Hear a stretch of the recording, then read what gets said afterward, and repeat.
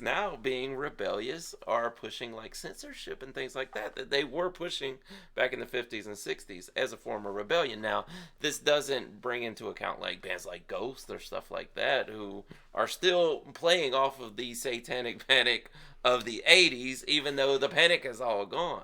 Hey, blast off, I can talk my ass off. Hey, Smokey, what you seen, and I'll tell you what I saw. Hollywood, what you think, and I'll tell you what I thought. And we can talk about it all when we hear on Trash Talk. Hey. What's going on, everybody? We're back with another episode of the Trash Talkers podcast. We made it. Yeah. Smoke. What up? Diggity. What up? Dog. What up? What's up, bro?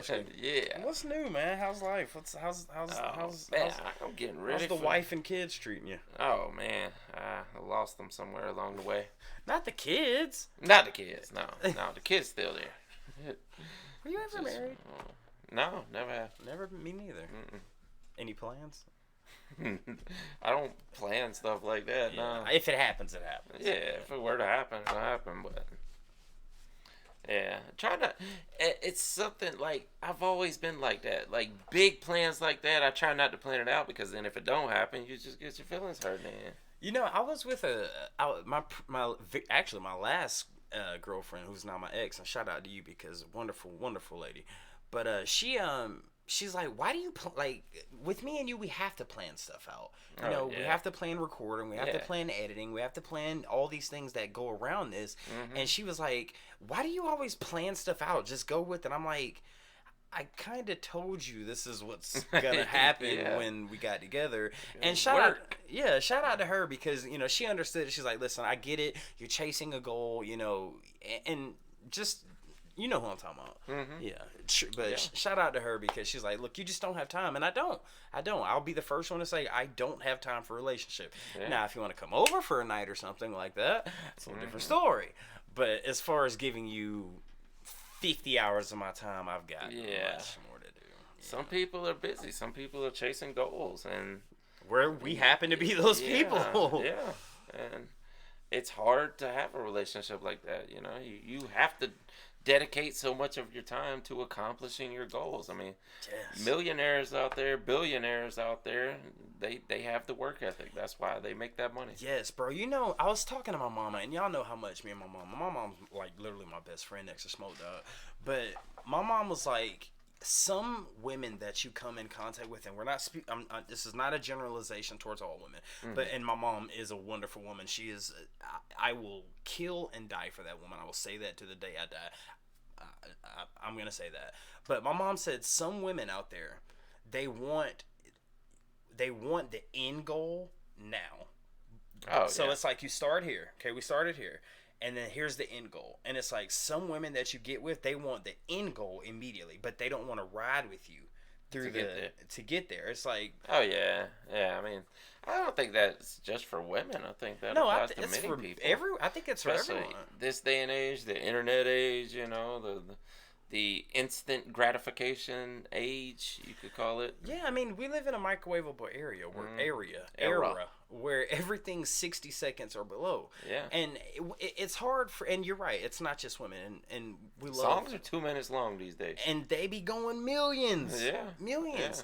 But a lot of people, man, we've said it once, we'll say it 100 times. The best slogan ever invented on earth is Nike's slogan.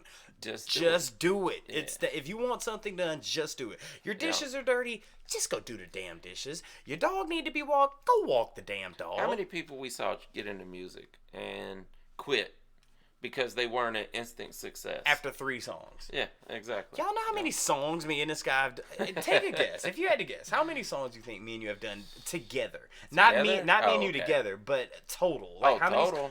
It's got to be 1,000. Bro, I'm saying like 3,000, dude. Yeah, I think I got 1,000 myself. Yeah. I mean, I used to keep track of. I can't even keep track of it now. Lost. But I used to have a hard drive with hundreds and hundreds of songs. I've got freaking I've got a stack of CDs of your and my music. Not only that, I've got hard drives, I got laptops, but I guess what I'm trying to say here is if you love someone, love that person for who they are. Don't love them for the materialistic things. Don't love that person for what they got going. Love that person for the drive, the ambition, the work ethic, the things that they have that will come, that you are going to have their back if it doesn't come. I mean, does that make sense? Yeah, absolutely. I think, man, I see it on, like, Valentine's Day just happened last week, right? By the way, can I just say Valentine's Day, I think, is the biggest scam. I mean, it is. Some people are really into it, though, but you shouldn't have to have a day to tell you to love someone. Like, so I get it, but, you know, some people just use it as a way to celebrate each other, so. Can I tell you why I think Valentine's Day is a scam? Why? Not necessarily. Okay, think about, Hallmark, right? If you guys aren't familiar with Hallmark. Oh, yeah. Hallmark pushed so many holidays on us. Okay, now, all right, so that's the cards. Hey, hope you had a great, fantastic holiday. Birthday, death, life, everything. Yeah, so it's commercialism, yeah. Man, you sound just like my damn mama, dude. She says the same thing. She's like, in a way, you can look at it as commercialism. She's like, this day could, because did anyone celebrate? And Trash Talkers, you can let us know this. Did anyone celebrate Valentine's Day in the 1940s? What do you think? I think so, yeah. You think? I think, there was some semblance of celebration ever since the day of Saint Valentine, whenever that was. I've never looked into the story of who Saint Valentine was or anything. Yeah, but I don't think you can see cartoons from way back in the day of like Cupid with his arrow, Pepe Le Pew. Yeah, but that's during that. You're speaking of things that you saw in your lifetime. You've only been alive. But those things were made in the 40s and 50s. I don't know, but like my mom says, she's like, and y'all know I'm a big mama's boy, man. But she said, you got to look at it from. You say that we live in a what kind of country? What kind of country? Capitalistic. We live in a capitalistic country. Capitalist society, yeah. So one day out of the year, let's take one, and I can name 7 more. I mean, Black Friday, really? Oh, dude, there's a holiday for every day of the year now. But all of them tend to turn to money. Like, think about it. Valentine's Day, the flower shops are making money. In a capitalist society, yeah. The flower shops are making money. The chocolate shops are making money. The candy shops are making the balloons, the teddy cards, bear company, the teddy bears, the restaurants, the rings. Like, all these people are benefiting off of this thing, and that's cool. If you have someone that you want to do that with, that's fine. Do it. That's cool. But me speaking as Behringer Hollywood 6 Bonds. If I'm going to be with somebody, love me for who I am, because I'm going to love you for who you are. And I hope, do you feel the same way? Mm-hmm. I mean, absolutely. Yeah, you shouldn't have to have a day to tell you when to love someone, for sure. But, some people just use it as, hey, let's just set this aside a day to get together and probably go out or something. We sleep in the same bed every night. I cook you dinner every night. Well, that doesn't happen with everyone. You with Hollywood, I love to cook. You like to cook. Yeah. Do you know that the day after Valentine's Day is Side Chick Day? All right. Guys, this has been a fun podcast, and it's been great to hang out with you guys. I'm out now. You were joking. Apparently, that's an official holiday. I don't know. I don't know who made it up. It's called Side Chick Day? Yeah. You got any side chicks? I don't see none either. My dog, dap me on that one. Dap me on that one, broski. No, we good dudes here, man. We come to the conclusion to where we have a goal set in mind. We want to reach this goal, and we're gonna do whatever it takes to reach this goal. And we F with the trash talkers so much that you guys know that every day you wake up 6 a.m. You're going to see a video, and you're going to see this face, and you're going to see that face. You're going to do it, and that's because we put in the work to get where we want to be in the future. Mm-hmm. We could talk about this forever. Yes, we could. Shall I read the top 3 comments from last podcast? I think you should, yeah. What was the last podcast about? It was lip syncing. It was the top bands that were caught lip syncing. Yeah, lip syncing incidents. Yeah. All right, man. YouTube does not. Okay, so we got. All right. Shout out to Jacob Fazo, who is number 3 of the like comment of the last podcast, he said, I saw the Red Hot Chili Peppers live once, and I thought they were terrible compared to their album. They effed around a bit instead of playing properly. Wow. I just looked it up, and apparently the older generation would use, quote unquote, another thing coming, end quote, and younger people changed it to, quote unquote, thing, end quote, so both are right. See, that's what I've been trying to say the whole time. What do you mean? People go in the comment section and they're like, no, you're wrong. And I'm like, no, all I said was that I hear people say it both ways. Yeah, that's it. And they do. I've heard people say it both ways. Yeah. The number 2 like comment on the last podcast comes from Laura Campagna? Laura Campagna? Laura Campagna? Shout out to you, Laura Campagna. Sorry about us butchering your name. I apologize for that. Laura says, I've listened to vocalists debate each other about whether you should lip sync outdoors in cold weather. One argument for that I can recall is protecting their mouth, pharynx, larynx, and vocal cords against cold, dry air. Another had something to do with poor sound quality. Someone said they'd sing live but not without good hearing protection. These are professional singers, and I wish she had explained it. Oh, wow. I've never thought about that. With the cold air? The cold air, yeah. I will say there was one reply, and we usually like to read the reply. It's from LAFC. He says, lip syncing because it's too cold, question mark? LMAO, that's a weak A excuse. If it's freezing temperature, then they need to just cancel the show and refund everyone. All right. I don't even know what to say to that. I don't either. I've never thought of that situation, so I don't know how I would act in that situation. Yeah. And the number 1 comment, I don't know how this guy guy or girl, we don't know. Please let us know in the comments if you're a guy or girl or neither. Or what have you. But it's from Industrialist 2015 of UK. He says John 5 is a dumbed down version of Buckethead. And that really is a compliment to John 5 with a smiley face. Oh, wow. That's fighting words for some people. What do you mean? That's an argument there. People argue on the internet over who's better, John 5 or Buckethead. Gun to your head, who's better? I haven't examined enough of them. Come on. Gun to your head. I'm pulling the trigger. I'll pull the trigger. I don't know. You're going to die over this? Yeah. I mean, I haven't... Why am I going to just, throw something out there? I don't know. I don't know. I'm about to put a bullet in your head. Who's better to you? If put a gun to my head, yeah. I'm going to say Buckethead. Yeah. And I've seen John 5 and met John 5 live. I'm going to say... So how do you know Buckethead's better? Music is subjective. My personal opinion, I'm going to say Buckethead. Because you haven't seen enough of him. I've heard enough of him. I don't know. I haven't heard enough of them both to make that. I mean, John 5's dude. Shout out to you know who, but John 5's a legend, dude. I've seen this dude get on stage and shred. However, God, damn, that is tough now that you bring it up because Buckethead was. I would have to go through side by sides, and a good bit of it before I made that call. Only reason I say this because Buckethead played with Guns N' Roses. You would say Guns N' Roses is one of the biggest bands ever, right? Yeah. Now John 5 played with Marilyn Manson, right? Yeah. Would you say one of the biggest bands ever? Bigger than Guns N' Roses? Probably not. Well, okay. Name recognition though, he's probably right up there with Guns N' Roses. No. Yeah. No. Yes. You think there's people who know about Marilyn Manson that have never heard any of his music? There's people who know about Guns N' Roses who's never even held a gun. What is that? I don't know.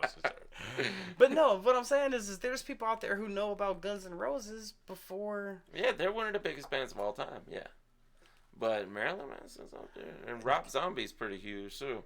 John 5 also played. But I don't think that really determines who's better though. Well, if we're talking about qualifications on a guitar. That's subjective. Because they both played on many albums. I mean, they were sessions musicians. I just know, listen, John 5 is a beast. I have a signed picture, and y'all can go to my Instagram, at Hollywood_6ix, where I have a sign, me and John 5, and literally, I'm 6'2", 6'3". Yeah. I'm literally down here holding him, what's up, bro? And I'm holding the thing up. But, yeah, I mean, this dude was a really cool guy, man, and But I mean, you're going up against somebody with a KFC bucket on their head, dude. How you beat that? How you beat that? Face paint versus a bucket. And John 5, and Buckethead, I think, had face paint.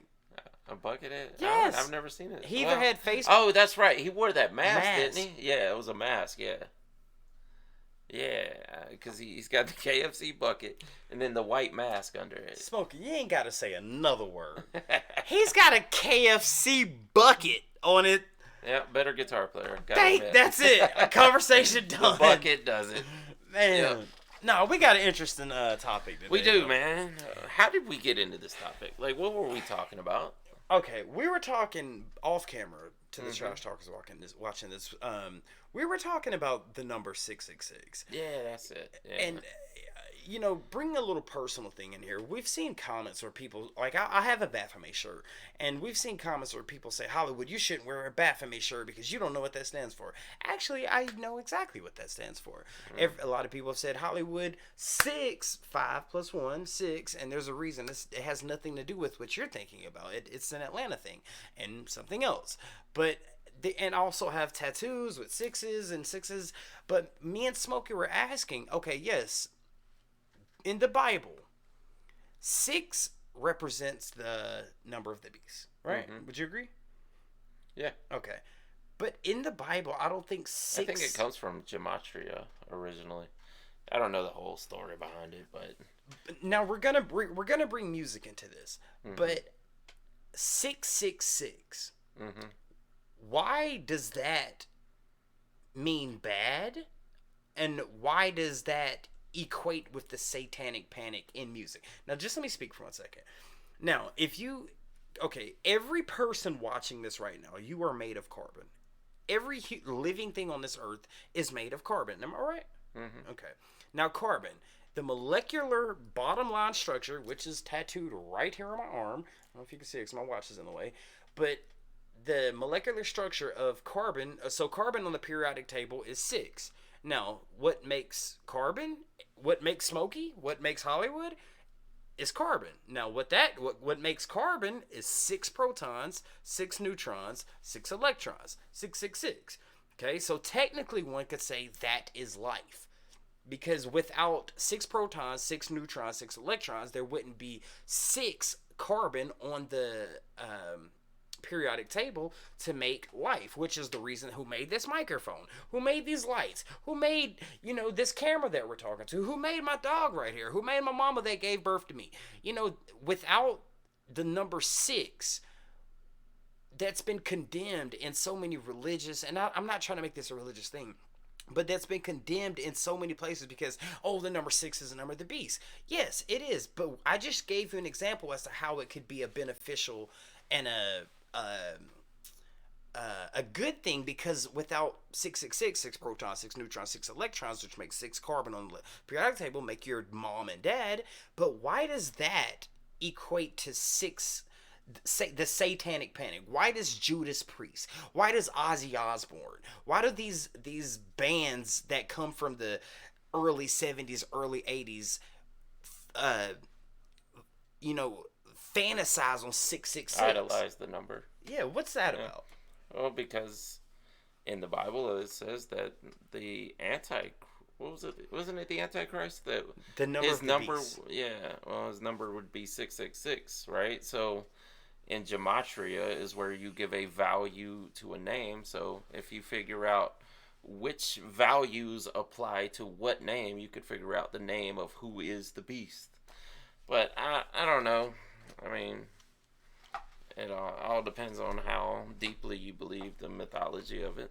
Well, let's take the mythology. And for those out there who are not sure what gematria is, could you explain?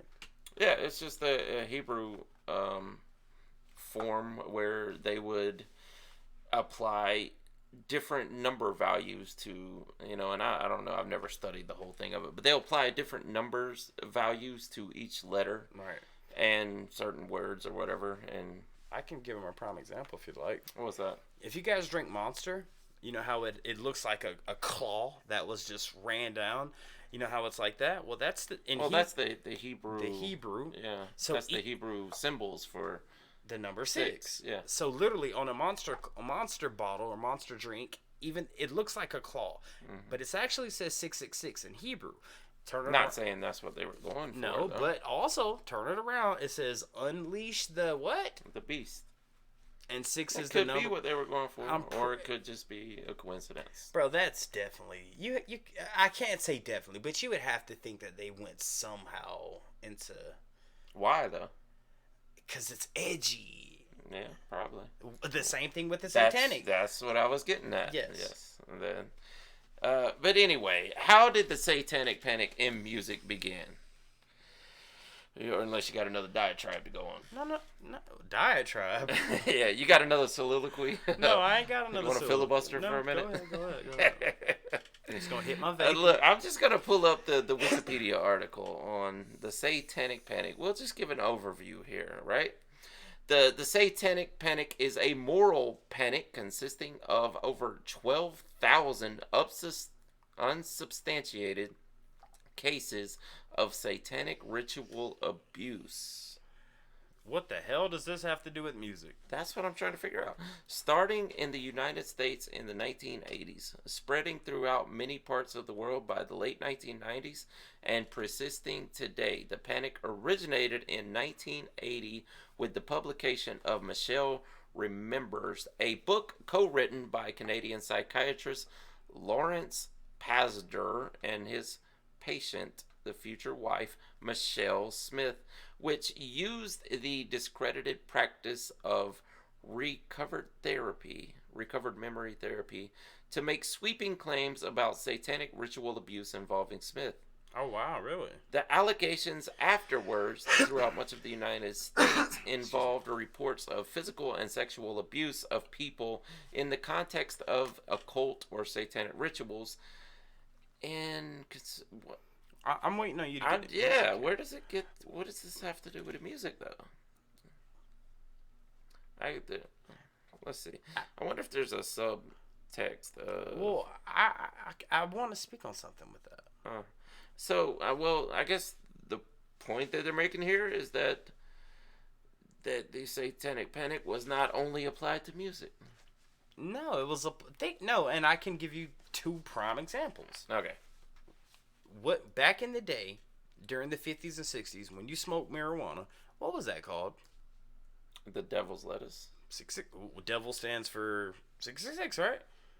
Yeah, but what's the correlation? Okay, well, follow me here, okay?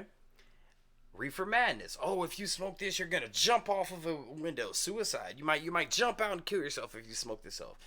But suicide is they say is one of the worst sins. That is unforgivable. That means you're gonna go to hell. Again, 666, right? Yeah. Now, you take a generation before metal, before rock, before all these bands that were coming and that were glorifying, the dark side of music. Okay, yes, I smoke a little bit of weed. Wait a minute, my mom said if I smoke weed, I'm gonna jump off of a cliff. Wait a minute, my mom said if I smoke weed, then I'm gonna do this bad thing because of reefer madness and the devil's lettuce, right? Mm-hmm. Okay, so bottom line, rebellion. If you tell a child no, oh yeah, they're going to want to do it. Yeah. And then I can't say as a broad spectrum, but 9 times out of 10 when you do it, you're like, bruh, this is not what they described it. As a matter of fact, I want a big ass bag of Cheetos. I want to watch freaking Cheech and Chong. And is there someone that I can lay down and just cuddle with? Well, you gotta think, man. Most of America was ultra religious. If you go back far enough, I know it has dissipated somewhat over the years. There's still a huge religious portion of America, but it is not quite what it used to be. And back in those days, it was almost strictly Christianity. Bro. And go ahead, sorry. Kids, being kids, are naturally rebellious, like you're saying. So how do you get the kids captivated? And by shocking the parents, yes. Thank you. Yeah. That's it, exactly. But I did see a study, and this could be completely false, but I saw something where it said, in this day and age, in 2023, that this is the time right now is the time where most people do not believe in Jesus or God. this is where most people are either atheist, agnostic, satanic, or Luciferian. Isn't that crazy? I read that somewhere. I can't remember where, and I can't cite my sources, but they said this is the Americans. Yeah, Americans. Yeah. Well, there's a lot of Americans who have turned to like Buddhism and stuff like that also. But when you just said and New Age spiritualism, because they didn't have access to those religions back in the day either. But why do you think? You know, I want to read a part real quick. Going back to the bands, it said in the late '60s and well into the 1970s, counterculture, more specifically occult counterculture, had managed to work its way into suburban neighborhoods through both music and film, but mostly music. More specifically, hard rock music with bands such as Coven. You've heard of them? No, I don't think we've covered them. Coven, Led Zeppelin, AC/DC, Comus, Black Sabbath, Alice Cooper, all dabbling in occult and pagan imagery in their music and sometimes even in their stage shows. So what it is like, if you take like eras, like we look at, okay, I'm gonna put it out there. I feel like to most of the trash talkers watching this, you're either between the age of 25 and 55. Let's say that, right? Okay. When's the last time you seen a kid in a tree? When is the last time you seen a kid in a tree? Remember we used to climb trees when we were kids? When's the last time you seen a kid in a tree? Couldn't tell you. Exactly. Now, let's go back. Let's go back to the 40s and 50s. Everyone, it's Sunday morning. Let's go to church. I see all the kids going to church, right? Now the 70s and 80s comes around. Judas Priest, Black Sabbath, Coven. I don't know if I want to go to church today, Mom. Meanwhile, I want to wear this face paint, and I'm on a highway to hell. And your folks just came back from church, and you're like, your folks are freaked out. But meanwhile, you're like, this is what the new thing is, and we can equate that with today's modern day thing. Is when we grew up, when some of the trash talkers grew up, I would say the majority, we grew up climbing trees, getting dirty. You break some in the house, you getting your butt spanked.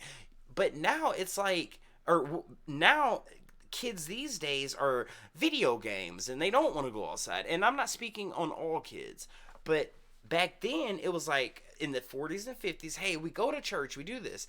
Then the 60s, with the hippie movement, the devil's lettuce, wait a minute, everyone's smoking this stuff?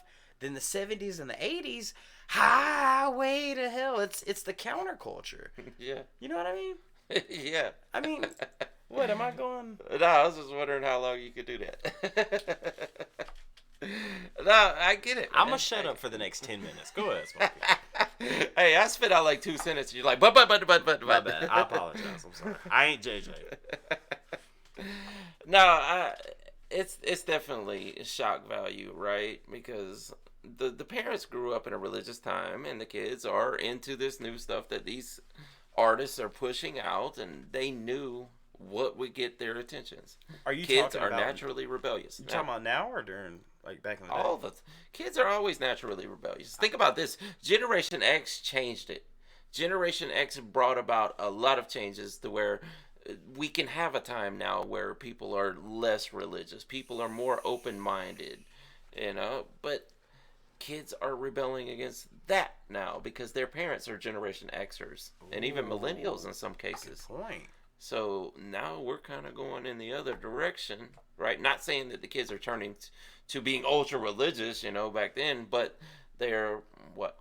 No, I ain't gonna say nothing. Go ahead. I thought you had a good point. I do have a good point. I do have a good point, but go ahead.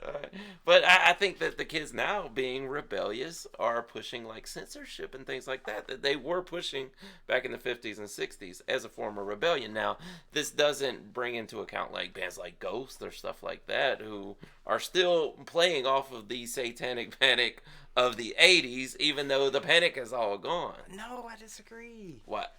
You think the panic is all gone? Yes, the panic is gone. There are some bro, have you ever heard baby boomers that are still hanging on to it. What? There's a band called Necrogoblicon. Yeah.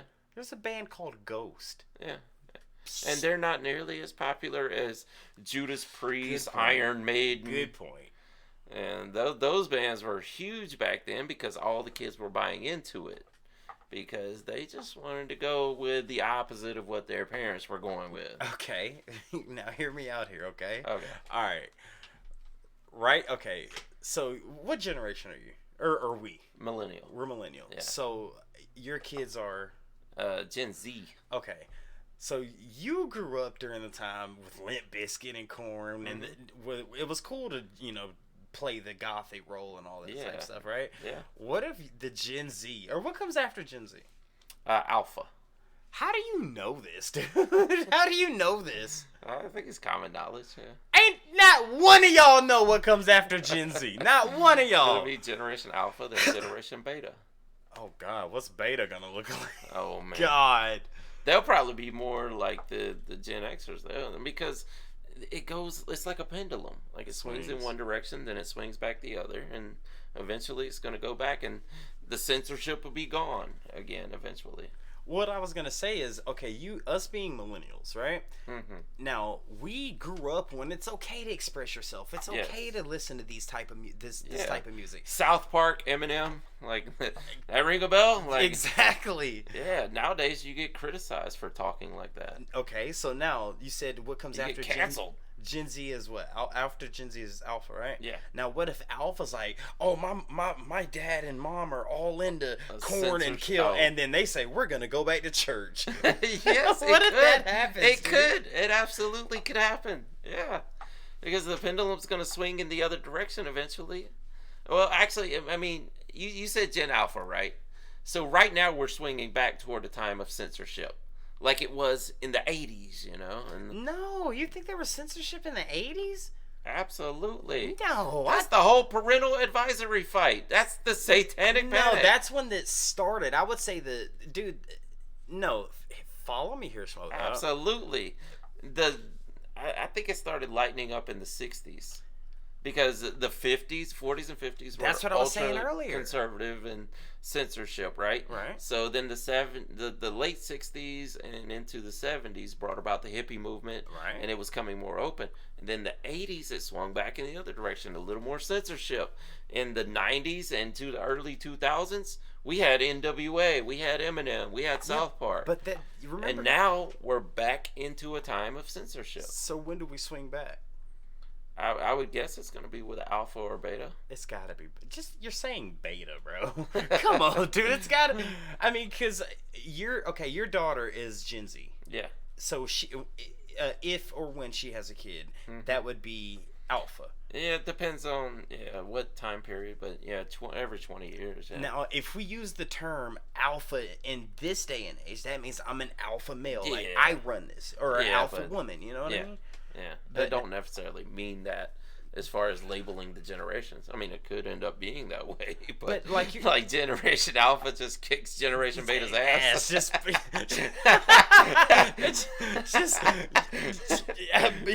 Look, your baby's born. You're Generation Beta. Bow. No, I'm Alpha, Rose. I am Alpha, dude. Nah, but what I'm saying is like that could be a point, dude. When you take these bands that Judas, like, dude, my mom knows who Judas Priest is. My mom jams Black Sabbath. My mom loves Ozzy. Your dad was Leisure Suit Larry. Yes, he was in the disco era. We're not gonna bring that up, okay? We're not. Yeah. We're not gonna bring that up. But my mom, and I can speak for me myself. It's because I was born to my parents who were a lot older. You were born when your mom was younger. Again, I don't know if y'all see it. My mom, 1967. Me, 1987. So my mom was 20 years old. I was the last of the kids. You were the baby. I was late. Yeah, they were already like 30 when I was born or something. That's still young though, dude. Yeah, but it's a big difference from the age of my parents to the age of yours. You're right. I don't know, man. I just think that when it comes to music, I think music transcends generations. Like, dude, remember Kate Bush came out? Mm-hmm. If I only could, I'd make a deal with God. Like, that came from the 80s. And you said that was the biggest time of censorship, right? Yeah. It wasn't the biggest, but it was more censored. Okay, let me ask you, what was the biggest time of censorship? If you had to say, what era? If I had to guess, probably the 50s. Because you had the Roaring 20s, which was lightened up also. And then into like the 30s and 40s, there was a censorship period. I think it lasted a little longer. I think we're actually switching back. The pendulum's moving faster these days, but that's because the society has changed and information becomes more quickly. And readily available. But you did say that the 80s at some point was a big censorship time. Yeah. UK. Yeah. So now, remember when Kate Bush, I'd make a deal with God. That song resurged in the 2020s. Is it because it's a great song? Is it because it was on a great show? Or because it fit into both those time periods? Well, because they are similar. My point exactly. Yeah. That's my point exactly. It's like... there were definitely people fighting it back then, but you got to think, they really... They started that big movement at the end of the 80s into the 90s, where they had to put parental advisory stickers on. Yeah, they ran over NWA and stuff. They were fighting it. The older generation was really fighting that movement that Generation X was doing. And you think about it, we was talking about Alpha and Beta. Generation X was Generation Extreme. Was that what it stood for? No, just because it was the letter X. They were X. We were supposed to be Y. And then Gen Z.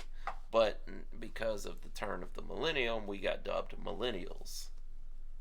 So who's Gen X? That's the one before us. That's our from, parents? Our parents are Gen X? Born, your mom would have been, yes. What about your mama? I think it was from 60 to 80 would have been. Are you kidding Gen me? X, yeah. So Gen X is 80 to 90? No. 60 60 to 80. Yes, would be Gen X. Millennials is 80 to 2000. So it went from Gen X. Well, that makes sense though. If you go back, you got the boomers were before Gen X. I was about to say the baby boomers. Yeah. That's the 40s and 50s. Dude, I would love to time travel back to like the what's that? The 40s and 50s, right? I'd love to travel back to the baby boomers and see what the anti-rebellion songs were back then. Oh yeah, definitely. Don't vote for this guy. Like, what was the big thing in the 40s and 50s? Like, that was probably an ultra conservative period. So what was the number one song during the Civil War era? That's what I want to know. So, what even generation was that? That'd be like Generation C. Screw the Confederate. I guarantee you, there's a song like that, dude. No, I mean they were singing like Yankee Doodle and stuff. Yankee Doodle went to town, riding on. Because they didn't have media, they didn't have. No, there's always music. been media. No, they didn't have recorded music until probably after the Civil War. Bro, I can show you video right now of New York in the 20s. Yes, but Civil War was 1860. Oh yeah. Duh. You please don't even look that. Don't make me look any dumber than I am. Please don't. Please don't. You're right. I forgot. You're right. You're like, but the 20s I saw stuff, so and the Civil War was after that. You're right. My bad. You're right. You said that was in the 1800s, dude. What does the 1920s got to do with the Civil War? I don't know, man. But no, it's interesting to sit here and talk with you about it because, like, when you hear certain bands, dude, and it's like, look, this is what's happening now. And the era before that, it's like, get it out of here. Like, I know I've told this story before, but here's a true story. There's one of my favorite rappers is named Pastor Troy. If I go to any person and say, hey, have you ever heard of Pastor Troy? 9 times out of 10, if you've never heard him, you're going to think this is a pastor, a guy speaking a religious thing. You know what I'm talking about? So my aunt, me and my aunt, remember FYI? Was it FYE or FYI? Oh, yeah, FYE. FYE. Yeah, and me and my aunt were to FYE, and she was all into Kurt Franklin. And they had a Pastor Troy Re-Ready I'll Declare War album, and he's from Atlanta, Georgia. And I'm like, Auntie, please buy me this. It was a cassette. I said, Auntie, please buy me this. She said, I'm not buying you that just because it was in the rap section, you know? Wasn't the imagery? Well, god dang it, you're right. He wasn't. He was in a church with a freaking AK-47. Exactly. You're right. But then I go home and I tell my mom, like, Mama, I'm mad she wouldn't buy me a Pastor Troy CD. And then my mom's like, why wouldn't you buy him a cassette that says Pastor Troy? And she said, if you would have saw the front of this album cover, you wouldn't. And this is my aunt speaking to her sister, which is my mom. She's like, you would have not have bought it for him too. And then shout out to my mom because she's like, Berenger, if this is what you want listen to it. Express yourself. But I can see that. My aunt, being older, she's like, this guy has a name. Like Judas Priest. Think of the name. First of all, Pastor Troy. You thinking a good old there wasn't no parents in the 80s gonna buy their kid a Judas Priest album. But if you look at the name, though. Oh, well, Judas did betray. Judas betrayed Jesus. What about Black? Oh, god dang! I was gonna say. Black I'm trying to Sabbath? find Iron Maiden, which was a medieval torture Come device. on, I'm trying to find one band that has something to where it's. Motorhead, a drug user. God dang! Come on, give me one, bro. Let's see. Give me one that Pastor Troy. You get what I'm saying? Pastor Troy is a yeah. pastor that could be good.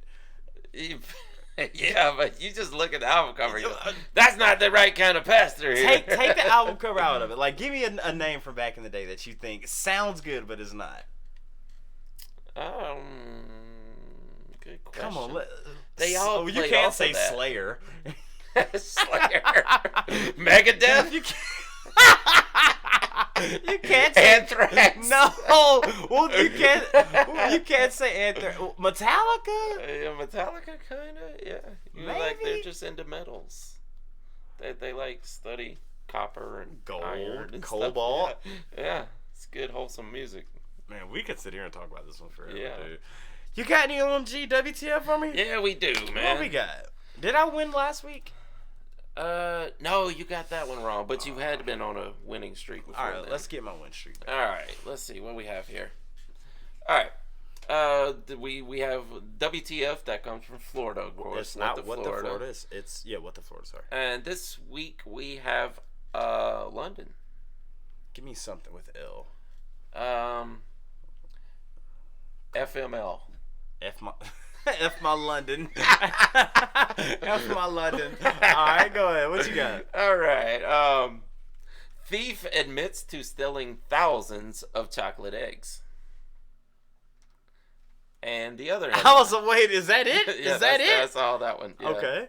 The other one is cop claims Burger King put dirt on his food. Investigation reveals it was seasoning. It was what? Seasoning? Seasoning, yes. Well, I already know. Okay, what you got? Florida is the dirt on the burger, and the chocolate eggs was definitely London. I'm right. I mean, they have Burger Kings all around the world. I'm right. I know I'm right. Yeah, you're right. I know I'm right. Yeah. Yep. Which one you want to hear about first? I got to hear about the golden eggs because you saved the best for last because there's dirt on here. No, sir, that is Lowry seasoning salt. Go ahead. A man who prosecutors said broke into a UK industrial park to steal almost 200,000 chocolate Easter eggs has pleaded guilty to theft and criminal damage. Prosecutors said Tuesday, I'll leave his name out, used a metal grinder to break through the gate of an industrial park in Telford, central England, on Saturday, then used a stolen semi-truck to tow away the trailer loaded with Cadbury cream eggs and other chocolate goods worth more than 31,000 pounds. 30. What does that equate in dollars, you think? We can find out. You want me to find out so you don't lose your stories? Yeah, do that. Let's see. Pounds to dollars. Let's see. How do you sell it? Like, you just pull up in the hood, be like, bro, I need Cadbury eggs. No, sir. You want me to tell you what that is? What? That is a person who has a chocolate addiction. That's what that is. He just got enough for like 12 years. Okay, so that's, oh my God, that's 37,000 US dollars. Okay, so 31,000 pounds is 37,000. 37.56. Okay. Want to hear about the No, police? we're not. You're not going to cross over that yet. No, we're not going to do that. All right, what you want to talk about? Either this guy. God, we can always play the game of drugs or mental illness. Yeah, we could. With both of these, even though it's a cop. Well, let's try to think of a lot. It was a cop that stole it? No, the dirt. Oh, okay, yeah. All right, so let's try to think of a logical reason. What's a logical reason that a guy would try to steal, or no, did steal a semi-trailer of all these things? Give me something logical. Well, it's in London. I would say he wanted to get on medical assistance, so he figured the best way to do it was to get diabetes. But that would be in America, not in London. Although their healthcare system, from what I'm hearing from not people, as good it's at all. falling apart. Yes, yeah, I know. It's once they left the European Union, that their healthcare system has fallen. Just hearing from people who live there. God dang, I'm trying to come up with a rational idea as to why he would possibly do this, but I can't. Resale would be the only thing I could think of, but there's better things to steal than Cadbury eggs. I don't know, bro. If you saw... Where are you going to sell them? Hey, if Halloween's right down the corner, I mean, hey. It was on Easter, so... Oh, well, that's even better! So he's just like, I'm going to put these in a ton of baskets. Bro, I don't know. I would love to give you... I'm trying to give you some feedback here, but I can't, That's bro. Why it's an interesting story. Like, why would he do this? That is trash talkers. If y'all know, why would you... give us a logical reason as to why... I mean, if it was just a story about a man stole a car, you're like, okay, well, he's going to flip that. It's going to the chop shop. And that's not an interesting story. Why a man would steal $38,000 worth of Cadbury eggs? Did he know the Cadbury eggs are in there? Oh, you think maybe he just needed a trailer? That could be. I mean, cause, dude, you sell the trailer to somebody. Guess what, bro? Comes with an extra. It's your lucky day. That could very well be. It's your lucky day, buddy. You got some Cadbury eggs in here. Oh, do you have some Cadbury eggs? I've actually love these things. He went back. He's like, hey, bro, I got that trailer. You've been needing a trailer. I got you one. I got it right out there. Where's that? Not only that, we're going to split these Cadbury eggs. You has not got no Cadbury. I got a whole load of Cadbury eggs. You Didn't lying. even know it. You got... Came with the trailer. Show me. Let's go do it. Let's do it. Tell me about the spices. Yeah. Or the dirt that turned out to be spices. Florida cop claims Burger King put dirt on his food. Investigation This was a cop. It's a cop. Investigation reveals it was seasoning. A police officer's complaint that food he ordered came topped with dirt sparked an internal probe at Burger King, which concluded the gritty substance was likely just Lowry seasoning salt. It says likely, though. Oh, it might have been dirt. So they might just be guessing here.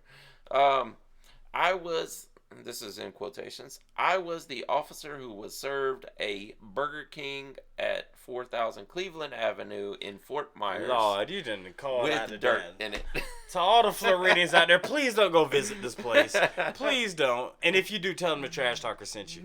Yeah. Hey, they said it was seasoning, so maybe they don't serve dirt. Maybe they don't. At first, I thought it was just burnt bacon. I was hungry and ate the burger. Wow, that's hilarious, dude. He ate it anyway. He ate. That tastes like minerals. I'm gonna make us think about this after I finish it up. That's crazy. I was hungry and ate the burger. At the last bite, I saw dirt and grit on the burger. In disgust, I threw it out the window. He saved the last little bite. Man, you ate 78% of this. Fort Myers police told, leave his name out, wrote on Facebook. No, bro, I think we need to say his name on this one, dude. No? Okay. It's on the internet. If you want to find his name, you can go look for it. But yeah, he accused the Burger King of putting dirt on his food. Burger King said, "No, bro, that's seasoning. Maybe it just wasn't cooked. You ever worked at fast? You've worked at Hardee's. I did. I worked at a Hardee's. Yeah, I worked at a McDonald's before. High school. So you get it, and did you work on the patties? Oh, I did it all. Yeah. All right, so you put your patty on, salt, pepper, flip it, salt, pepper. You know what I'm talking about? We had the big. I forgot what they call those things. The big things that you pull down over the patties. Yeah. And you put it on, you season it, and you pull the... Yes, that's exactly... Okay, you're right. What are those things called? That was a long time ago. If you remember what these things... I They're can't just remember. called things. Yeah. The thing. Yes, those grill things. Yes. Yeah. But no, I mean... I'm trying to think. And maybe he said he thought it was bacon. I mean... He said he thought it was burnt bacon. So, obviously, he was seeing some black crumbs on there. And he's like, oh, burnt bacon. And I'm going to eat the whole, more than half of the thing. Lord. It wasn't until the very last bite that he looks at it and goes, this could be dirt. He said he threw it out the window, though. I mean, if you're that deep into it, you might as well just finish that bite. I'd be curious to know what happened to this. Like, wouldn't you save it for the investigation? For the especially being a cop, you need evidence. He said he threw it out the window. Huh. I felt like he might have He probably had an upset stomach later in the day, and he was like, "That had to be dirt." Look, I don't know about your side, but in my side of the family, I've got family members that used to eat dirt. Oh yeah, that Dude, happens. they sell dirt in Georgia at the store. White dirt. Yeah. You've seen that, right? Oh yeah. Yeah, it's like an iron deficiency that causes that. Yeah. My mom told me specific. I used to do it.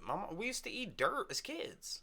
Yeah. Yeah, you didn't. Do Means that. you're lacking nutrients though if you have a craving for dirt. It has to be that Georgia red clay. Yeah, because it's got all the iron. That's why it's red. It's rusted iron. Huh. Yep. The iron content is what makes red clay. For some reason, I got a craving for dirt. I got a Burger King. You can I was about to say, you think Burger King's open? Yeah. Damn, dude. Yeah, man. I mean, Trash Talkers, let us know what y'all think about these F my Londons and oh my and what the Floridas. Yeah. Absolutely, 100%. But yeah, this was a good one. Yeah, definitely. This is good. We got to sit down and talk about the satanic panic, and we got some interesting stories from around the world. And you got anything else for the people? I think that's it for this week, man. Absolutely. Guys, tune in to us next week. And guys, thank you again so much for all the reception that you've given us on the Trash Talkers podcast. And with that being said, my name's Berenger Hollywood 6. Bye. I am Larry Smokey Ramirez Cowan. And we are over and out. deuces.